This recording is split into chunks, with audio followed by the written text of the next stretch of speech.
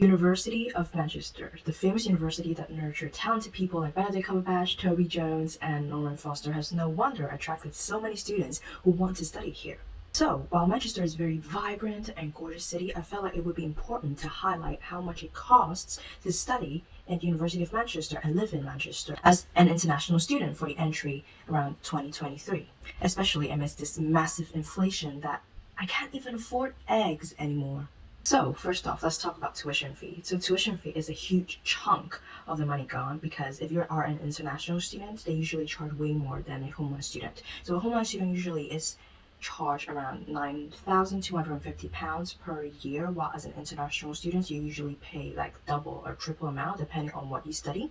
So, if you are looking to study at University of Manchester for architecture for the year 2023 entry, the tuition fee will be around £26,000.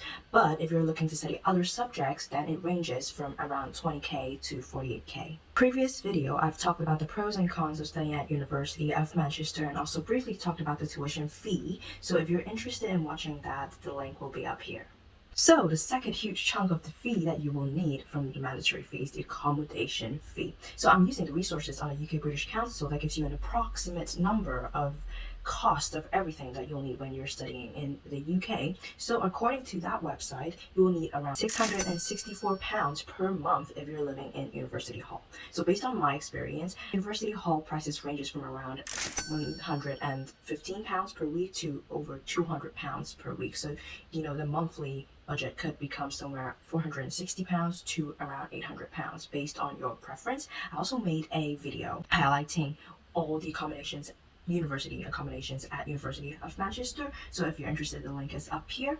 But then if you're looking at private student accommodation, then you might need to pay much more because it's private, but sometimes it can also be cheaper. But this is just based on a shared accommodation cost. So the cost would be over around £500 to £600. Number 3 on the list is basic groceries. So according to the British Council, you'll need around £116 per month for basic groceries. So it really varies between people because I don't think I've ever spent that much on groceries because I tend to eat really tiny portions. So if you eat a lot more, then you might need to pay a lot more. But keep in mind that the amount that you can get 3 years back, like when I started uni, and now is very different for the same amount of money because of the massive inflation, like eggs, milk nearly doubled in price. So you have to take into account maybe it's gonna fluctuate a little in terms of this budget, but around £100 per month should be fine.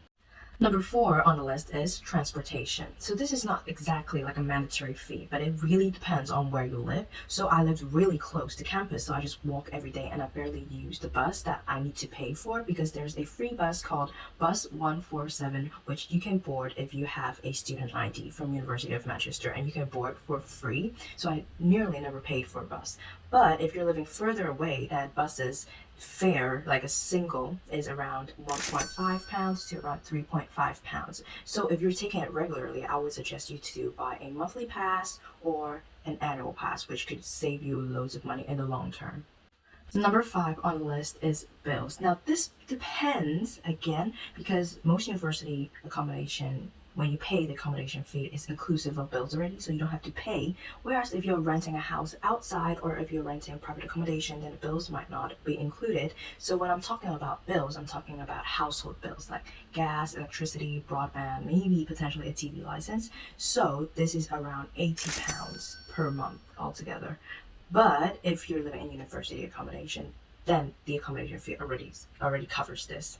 And another bill that I think is quite mandatory is the phone bill. So personally, I use a phone plan that's around £10 per month with around 10 gigabytes of data, which is pretty enough for me, but it can vary from person to person again. So maybe around £15 to £20 for your phone bill is also quite acceptable. Number 6 on the list is kind of like a vital one, although I've never used this because I never needed one. It is the visa for studying here. So if you're an international student who wants to study in the UK for a period longer than 6 months, then you have to pay for a student visa. And that visa costs around £3,603, I know, which is a huge chunk of money, but this is also a one-off fee, so you don't have to pay it again. Another fee that you might need to pay is the immigration health surcharge, which is around £470, and it is a cost for you potentially needing to use the UK's National Health Service, and this amount is already a 25% reduction when you hold a student visa. So if you don't hold a student visa, that might be a lot more. Number 7 on the list is kind of like an architecture related need, and that is money that you have to put aside for modeling and printing, which can be quite a big chunk of money. So it also varies from month to month whether you need to make a model or whether you need to print something for reviews. So I would say spread around £20 per month would be pretty good. Moving on to optional expenses. So the first one is eating out. So eating out is definitely a really great experience, especially in Manchester, because in this big city there are a lot of nice restaurants, a lot of nice food. But if you're eating out, then you have to prepare a certain budget. For me, whenever I eat out, it's usually around over £10 per meal. 10 to 15 is usually the usual range I go for. So if you are planning on going out maybe once a week or more, then you have to put aside maybe like £60 per month for eating out. But this is an optional expense, so if you are looking to save more money, you can always just eat inside and cook something, which can be equally delicious. Number 2 is subscriptions. So I know a lot of people when they're in uni, they will want to go to the gym. And good news is, if you're a student, usually you have a student discount for gym memberships, and it costs around £15 per month or £15 to £20 per month. So that would be something that you have to put aside. And another thing for subscriptions is entertainment. So for example, like Netflix or streaming services like Spotify or Apple Music. So I think you have to put around almost £20 per month put aside for that budget. Now the third one, I don't really have a budget put aside for that because I'm not a big fan of it, and it is shopping. So it depends on people, it depends on you again, whether you like to go shopping, whether it's something you want to buy each month, you have to put aside a budget for that. But I usually don't have anything I really want, so I don't have a budget for that. But I would say maybe £20 to £30 per month for something you want is not too absurd, maybe. Now, number 4 is a very, very big chunk of money, and it also depends on where you're going. So it's for traveling. So if you're going overseas or if you're going really far places, then long flights, then, that budget needs to go up way more than if you're just traveling, 1 hour away from where you are. So I wouldn't put a budget on that as well, but I would say maybe typically a day trip would cost around maybe £30 to £40 if you're close by, whereas if you travel far away then for a week, then you can't really factor in or can't really put into like a range of how much you're gonna spend because we don't know where you're going or what you're gonna eat. So I would say maybe £40 to £500 or something. I don't really know. Now, because I know there is a massive inflation and I'm all for, saving money and saving for stuff and not wasting money. So over my years at uni, I have figured out some way to cut costs and save a little bit more. So the first way that I can save or earn more money that is to apply for a part-time job. So as an international student, you have the right to work for 20 hours per week as a part-time, and you can look for jobs on job-seeking platforms like Reed or Indeed or LinkedIn, or you can look for jobs on campus, which is much more convenient, and you might also meet new friends there. And I think generally when you're working at university, the pay for hourly rate is higher, which is good for your wallet.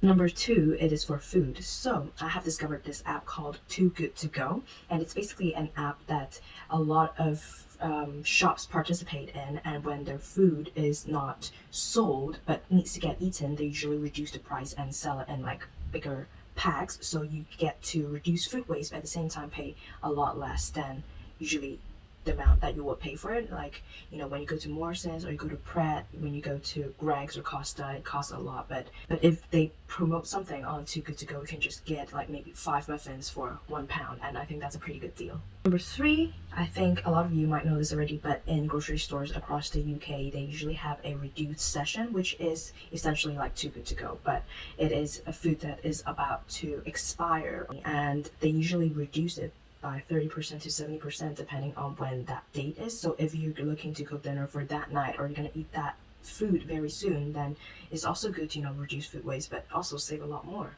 Number 4 is if you're living with friends or if you're living with flatmates or people then it's good to bulk buy some store-bought goods like toilet paper, canned goods, or milk, etc. Because if you bulk buy, then you split the cost among all of you, then you can actually save more money per item, which is a good idea as well. And now moving on to the part where all of us is looking for, and that is the total sum of the monthly expenses you need to study at University of Manchester. So the sum of the mandatory expenses are, and the sum of the optional expenses are, and so altogether you will need. So based on personal preference and also the course that you're going to study, this price and this number is going to fluctuate a little or a lot more depending. So I hope that this video was able to give you an approximate range of the amount you need when you're studying here. I hope this video was helpful to you, and as I mentioned earlier in this video, if you're interested in watching the video about university accommodation or about the pros and cons of studying at University of Manchester, the link of these videos will be in the description box below, so don't forget to check it out. And I'll see you next time, and thank you so much for watching.